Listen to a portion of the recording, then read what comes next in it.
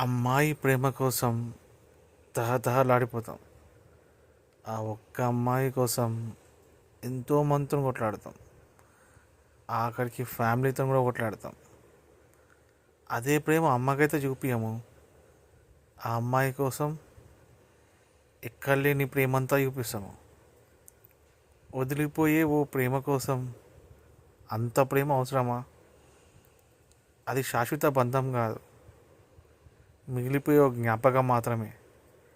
ఒక జ్ఞాపకానికి అంత విలువనా? అంత విలువ ఇయ్యాలా? మనని ప్రేమించాలనుకోవడం తప్పేం కాదు. కాకపోతే అక్కడ ప్రాబ్లం ఏంటంటే మననే ప్రేమించాలనుకోవడం తప్పు.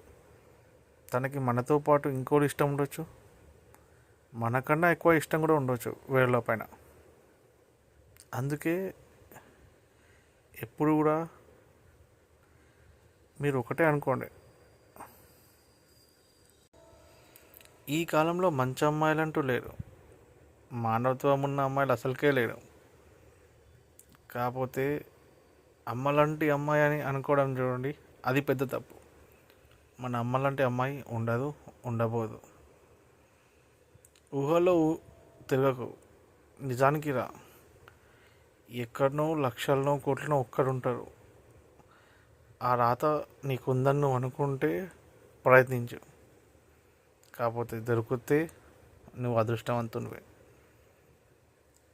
ఎవరికో ఒకరికి ఉంటుంది ఆ మచ్చ. నువ్వైతే జ్ఞాపకంగా మిగిలిపోయిన అమ్మాయి గురించి అందరిని వదులుకోకు, అందరితో కొట్లాడకు.